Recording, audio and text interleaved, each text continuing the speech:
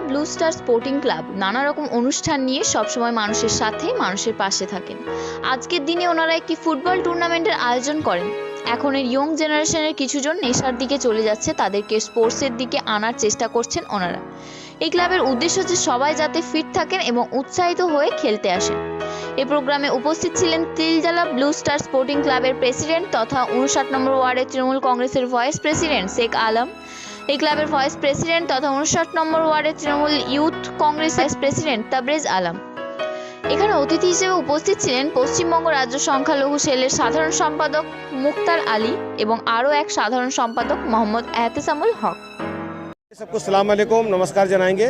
उसके बाद यही कहेंगे कि अभी जो वक्त है हर आदमी बहुत बिजी हो गया है, काम काज से पढ़ाई लिखाई से वक्त लोगों का पास कम हुआ है और स्पोर्ट्स से आस्ते आस्ते लोग दूर ही जा रहे हैं।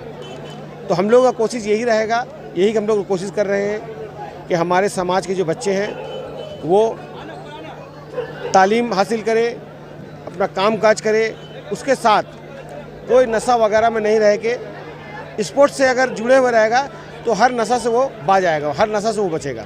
इसीलिए हम लोग स्पोर्ट पर ज़्यादा ध्यान दे रहे हैं, तालीम में ज़्यादा ध्यान दे रहे हैं कि बच्चा हमारे जो है वो स्पोर्ट्स से जुड़े हुए रहे और कोई ख़राब फेल फितरत से बचे हुए रहे। बहुत अच्छा है, ये बहुत अच्छी बात है कि हमारी नेत्री ममता बनर्जी वो हर चीज़ जो इंसान की ज़िंदगी में है, जो हम लोगों का ज़िंदगी में है, जो डेवलप के लिए है, वो हमारे ममता बनर्जी हर वक्त चाहती हैं। आप देखेंगे कि पूरे हिंदुस्तान में जिस तरीके से लॉकडाउन लगा है, हमारे पश्चिम बंगाल में कुछ हद तक कम है और जो रोग जो हो रहा है ये आपका कोरोना, ये हमारे पश्चिम बंगाल में कुछ हद तक कम है।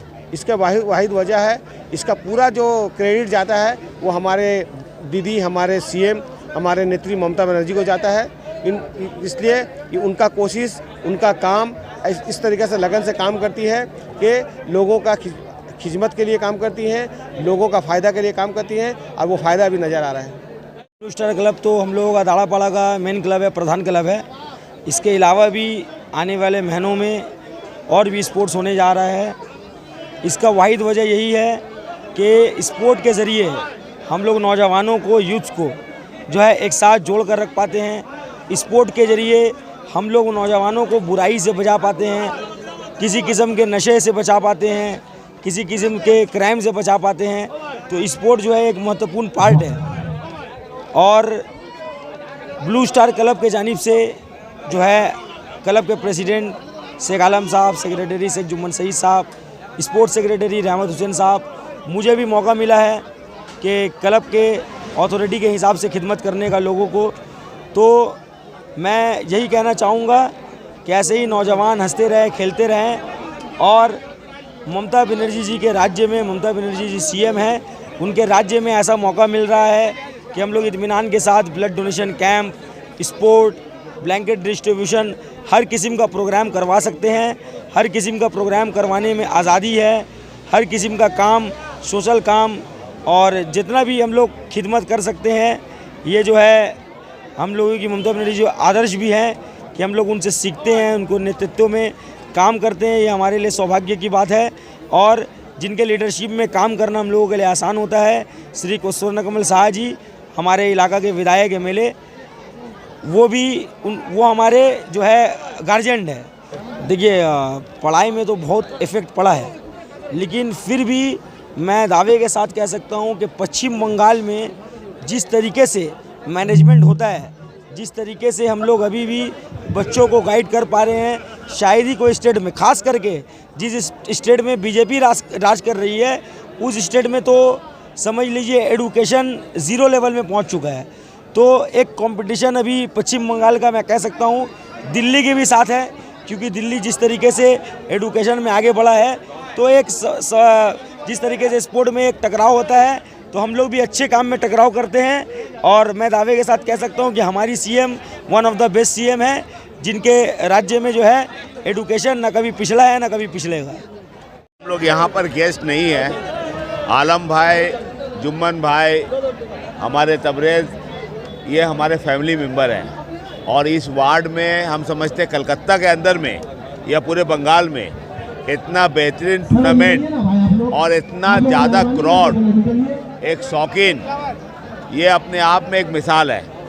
ममता बनर्जी चाहती है कि क्लब खेला धूला के साथ में लोगों को जोड़ा जाए, तो ये पूरा साल भर, आज 4 दिन पहले हम लोगों ने गोबरा में यहाँ पर हम सभी थे, आज यहाँ पर फिर चल रहा है, तो ये हम लोग के लिए एक बहुत बड़ा मिसाल है कि इससे लोगों को जोड़ा जा रहा है और लोगों के अंदर में एक प्यार मोहब्बत हिंदू मुसलमान सभी को लेकर, तो एक बड़ी काम है इनका।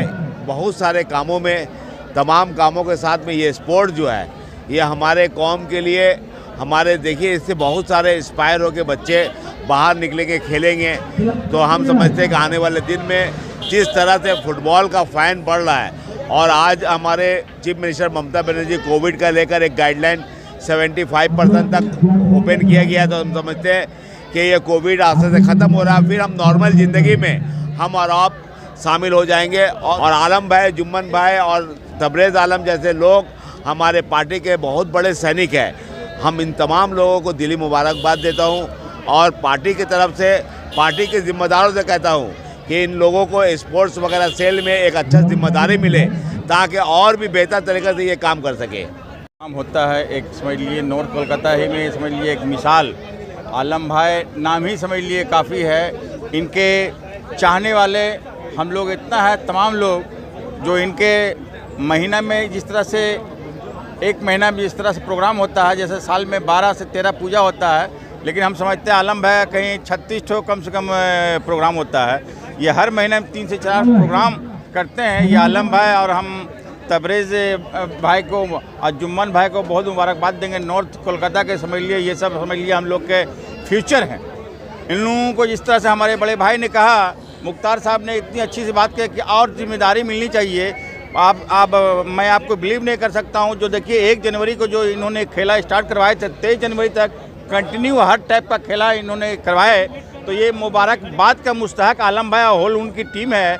हम चाहेंगे कि इनका प्रोग्राम को और समझ लिए कि डेवलपमेंट हो, और हम लोग इनके साथ में हमेशा हैं। और हम चाहेंगे कि हमारे जो नेत्री के गाइडलाइंस है, जैसा कि अभी हमारे मुख्तार भाई साहब ने कहा कि अभी हम लोग समझ लिए प्रोटोकॉल से समझ लिए 75% से हम लोग मतलब गाइडलाइंस मानते हुए समझ लिए हम लोग चलना चाह रहे हैं। तो हम लोग आने वाले दिनों में हमारी शुभकामना रहेगी कि हम लोग जो है कोविड मुक्त से इंशाल्लाह हम लोग 2022 में अच्छा बसर करेंगे। आलम भाई और पूरी टीम को मुबारकबाद मेरे ओर से और मेरे बड़े भाई मुख्तार अली साहब की ओर से।